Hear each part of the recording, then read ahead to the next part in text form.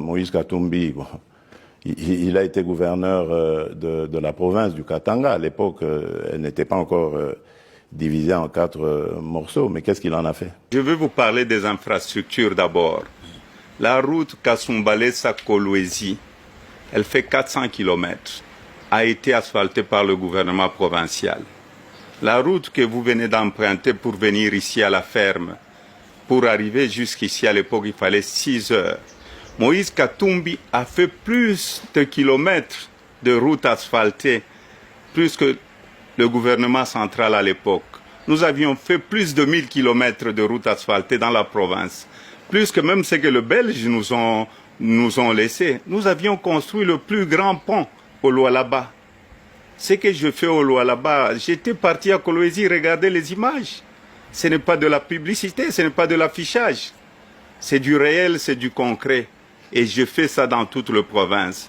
Quand je suis arrivé à la tête de la province était en délabrement. Il n'y avait plus de route, même à Lubumbashi, un peu partout.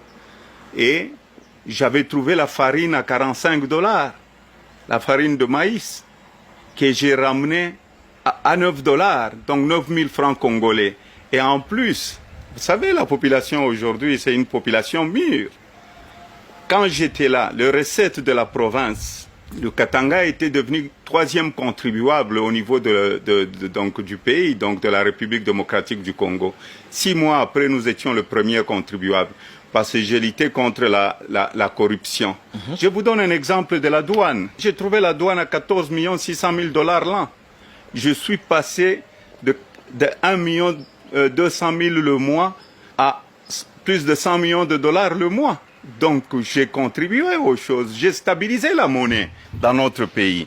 Vous pouvez aller dans les archives. J'ai trouvé 300 000 élèves sur le banc de l'école dans toute la province du Katanga. J'ai laissé plus ou moins 3 millions d'élèves. À l'époque, quand je suis arrivé, il n'y avait que 13% de filles.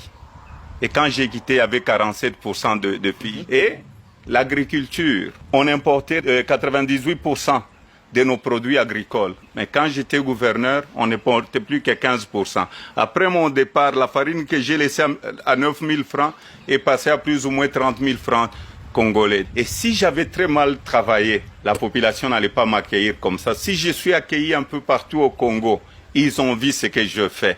Moïse doit rentrer dans Mboka. Zamo Namboka, à Salimingi pour Namboka, il doit retourner bati kaye à Skende Vosa Musala bati ba manipulation au bazar Vosa.